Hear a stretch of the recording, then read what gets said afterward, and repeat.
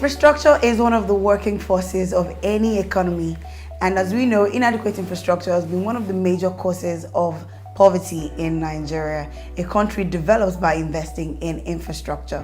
But in Nigeria, we see our government, borrowing money from the West to service our infrastructure right here. And is this a sustainable system? So many questions, very few answers. Today on the public announcements, we're going to be getting some answers to all of these questions. My name is HIPTV, and I welcome you to another exciting episode of Public Announcement. And today, we'll be talking about infrastructure in our country, Nigeria. And as you know, I always bring a guest to speak about these topics and also shed more light on this topic.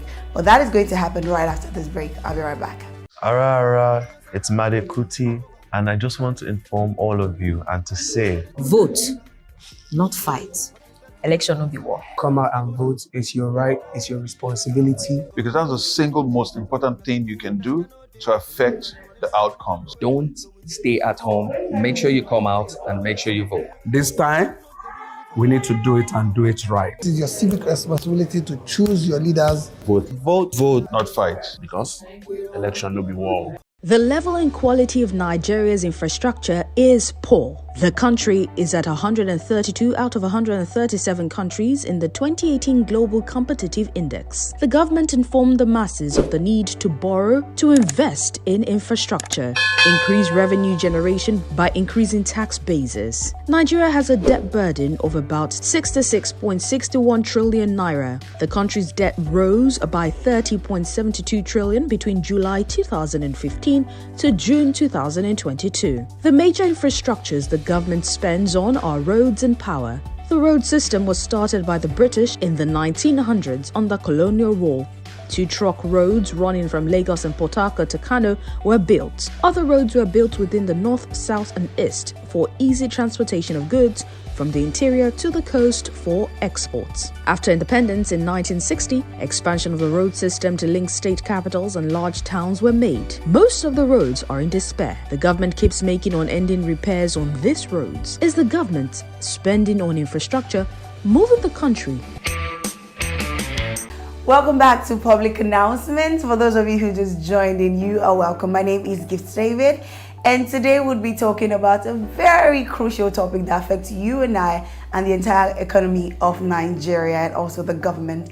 And we're going to be talking about infrastructure in Nigeria. And I have my guests already seated in the studio with me. A lot of you guys already know, when you hear Bockward and Breathless, you already know who I'm talking about. And he's also popularly known for managing the superstar Two-Face, and is also the CEO and founder of Now Music. His name is Omorogbe. How are you doing, sir? I'm great. Good to be here. Thank you, guys. It's always good to have you, of course. It's always a pleasure. Thank you so much for coming. So there's this question I always ask when I need to check the well-being of my guests to know how they're faring in this economy and the current situation of Nigeria. So how are you faring? I'm trying to try. Trying to try. It ain't easy. That's the way we describe it in our small circle. But being harder than usual. It's been harder than it should be. I think it's basically understandable, considering that we're in the thick of the election period.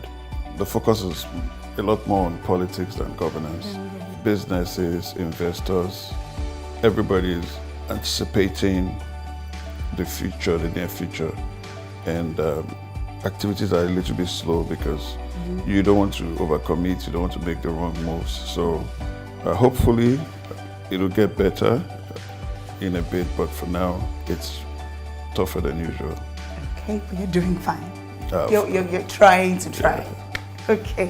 All right, so we're talking about infrastructure today on the Public Announcement, and over time we hear the government say, oh, we're borrowing money from this part of the world to do this, to build this, train stations, road, fix electricity, and all of these infrastructures that we need in the country. Now, when we look at the country, it's almost like we really don't see the balance. The money that was spent and the work that was done. Right. So do you think the money or this debt that we're owing, over $700 trillion, thereabouts, right? Do you think this money that is being owed, the last time I checked was 73 trillion. 73, okay, trillion, okay, sorry. Now, do you think the money that is owed, right, equates the level of infrastructure that we have in the country? Hell no. Of course, there's huge infrastructure deficits. Basically, a major problem, which is public accountability. Government has not been as accountable as it should be. So the process of borrowing money to fund projects is not as transparent as it should be. And it's not just an issue of the last 7 years or 8. This has been the state of affairs in Nigeria for probably 30, 40 years. In a lot of places, infrastructure is non-existent. Where infrastructure is existent, it is inadequate. Where inadequate infrastructure exists, it is obsolete. So I think the key reason, if you ask me, one of the key points is why Nigeria is an underdeveloped nation is really down to infrastructure. Because if you had functional and adequate infrastructure, which would be transportation, roads, electricity, water, then easily unlock everything else. You unlock economic growth, you unlock opportunities for jobs, for positive engagement, you unlock people who are not struggling with the basic problems of moving from point A to point B to create value. If you have a system where farmers are not dealing with the challenge of farming in one location and getting their produce to the market, then they would be preoccupied with things that would increase productivity. But if there's constraints to deal with those very basic, those very mundane challenges on a day-to-day basis, every week, every month, every year, then what you're going to have is stunted growth. Okay, so there is one major issue that we are facing in Nigeria now, which is investors taking their business out of Nigeria. And that is due to basic infrastructures that were not provided. No lights, bad roads, their goods are getting bad every other day. So when they're transporting from here to there, trailers are falling, and all of these things are happening, taking investors out of the country. And this is like a major part of our growth in Nigeria. And yet the government is, at this point, I don't know what to say, if they're paying deaf ears to it, or is it that they don't want the country to move forward by, having these investors in the country. What do you think their reason is, for acting the way they are? It looks like they are nonchalant, and knowing that infrastructure and these investments would aid rapid growth in the economy and also reduce unemployment. But yet we don't see this playing out in the economy. What do you think their reason for this is? Same things I've outlined. When you occupy public office for self-aggrandizement primarily, don't get me wrong, there are greedy, self-centered politicians everywhere in the world. Government versus the people is an age-long conversation. However, they're varying degrees, right? It's like Nigerian music. There's always been Nigerian music, pop music, but the degree of popularity that it enjoys today is not the same thing as it enjoyed 10 years ago. So there's hardly a country where you don't have corrupt politicians, self-serving, whatever, but there's systems in place. And there's a basic understanding. If you want to do crap in your public space with your personal resources, it is fine. But if you're going to occupy public office and control public resources, then it is automatic that you understand what your role is within the dynamics. You shed so much light on our topic today. So now let's go to the street and see what the people on the street are saying about this topic, infrastructure in Nigeria. This is still Public Announcements. My name is HIPTV, and we'll be right back after this break. Infrastructure. I've not seen too much investment in education. For instance, in Lagos, there are still areas where children still sit on the floor. In a mega city, you can imagine we generate close to 160 billion in a year, and you still find children who are still sitting on the floor in the classes. we should be productive. As a Nigerian, we have nothing. We don't have anything producing here in this nation. So if we have something we are producing, even though we have crude oil, we don't have a refinery that refine the crude oil for us. So we will still be living the way we are living. I want to see change in everything, and basic necessity, electricity, in time of employment, so there will be no nepotism or giving it to one tribe or the other. Nigeria's economy is dead because the problem is just too much, because transfers are a problem, POS is also a problem. I had to pay twice just now because my transaction was declined, but I was still dead. So our economy is not looking good. As a journalist, I also work in slum communities. We need investment in terms of schools. We need more schools, especially basic, primary and secondary schools, more that are accessible to most vulnerable Nigerians.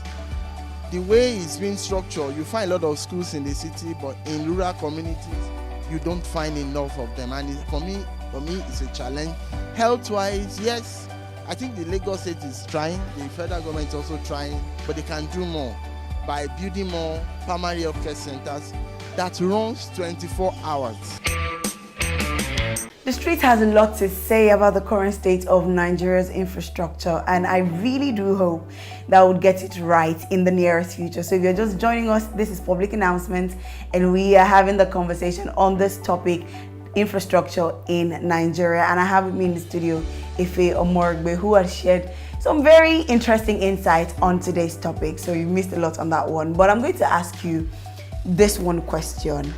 Right, we've stated the problems that we have. It's almost like at this point we have to say the problems and also come up with solutions, even though we cannot implement them on our own. But in what way do you think we can remedy the problem of this low quality infrastructure in Nigeria? Let me just put it that way. We can 2023 general elections. Okay. It gives us a great opportunity to start.